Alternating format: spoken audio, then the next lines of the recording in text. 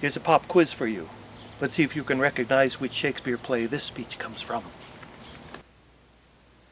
I cannot but find great grief in myself to remember the mistress which we have lost.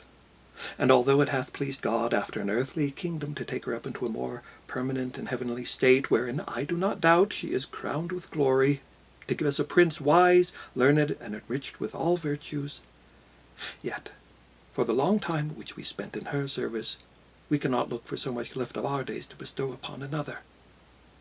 In this common shipwreck mine is above the rest, who least regarded, though often comforted, of all her followers, she hath left to try my fortune among the alterations of time and chance, either without sail whereby to take the advantage of any prosperous gale, or anchor to ride till the storm be o'erpast.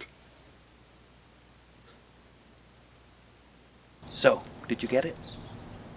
Of course you didn't. It was a trick question. That wasn't from a Shakespeare play at all. That was an excerpt from a letter that Edward de Vere, the 17th Earl of Oxford, wrote to his brother-in-law on the death of Queen Elizabeth. But be honest, if that was plopped down into the middle of any Shakespeare play, nobody would bat an eye, right?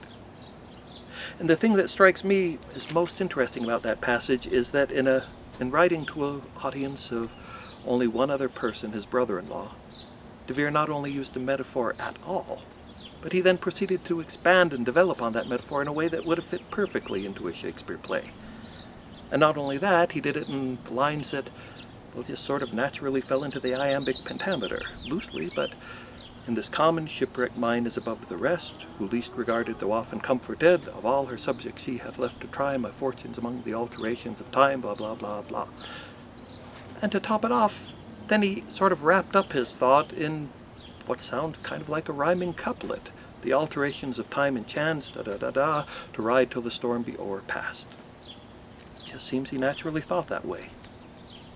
But, to be fair, maybe if you pulled a chunk out of any letter from the Elizabethan period, it would sound like Shakespeare, right? So by way of an experiment, now let's try the very same thing, except with one of the surviving letters from William Shakespeare of Stratford-on-Avon.